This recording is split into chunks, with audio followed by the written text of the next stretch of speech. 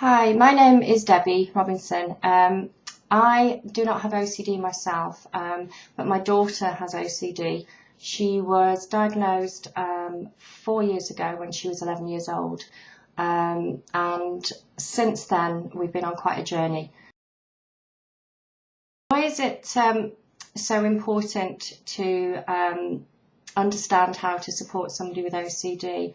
I think OCD is so difficult for people. Obviously it's hugely difficult for those people who are affected by OCD, but it's also really difficult for family and friends.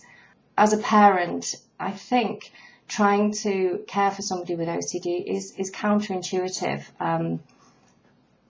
It seems to defy logic, and when you go for help from clinicians, from professionals, they give you advice. They give you good advice in terms of understanding the OCD, understanding the needs of the child to perform rituals or whatever form their OCD takes, and to not accommodate these rituals, to not legitimise the bully that has OCD, which is fine, which is absolutely correct. I think as a parent or a family member, especially if your child is distressed, you want to help them, and as I say, in terms of helping them, it's counterintuitive. You're told not to accommodate, you're told not to support those OCD thoughts, but that is very much easier said than done. It has affected the entire family.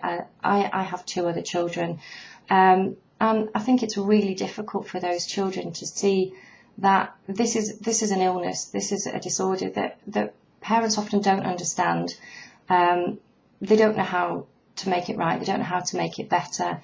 It can be extremely distressing for other family members, and also takes up so much time, and the other children are pushed to the side, are left to their own devices often, whilst parents are dealing with the extensive rituals maybe that the child with OCD is undertaking. And for us,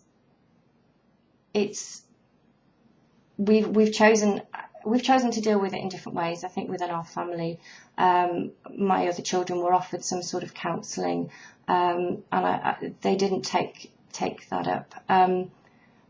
What I chose to do was find out as much about OCD as I could, about what I perceived to be the enemy.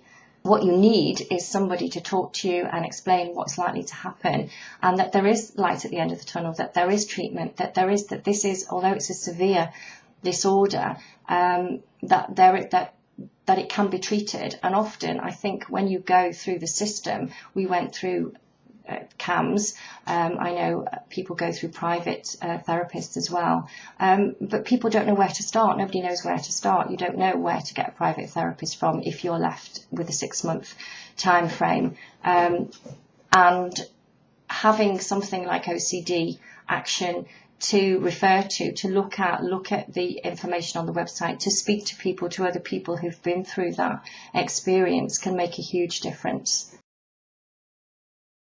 So if you are trying to support someone with OCD, whether it's a child, as in my situation, or a husband or a wife, or even a sibling, if you click on the next page, there are 3 options that you can take.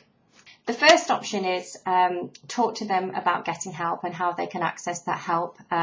A simple suggestion in the first instance is go to their GP, who hopefully will refer them on to the correct next stage. The second point is try and understand what it is that they're going through. Try and read as much information as you can about OCD, personal stories, things like that. And the third point is learning how to support someone.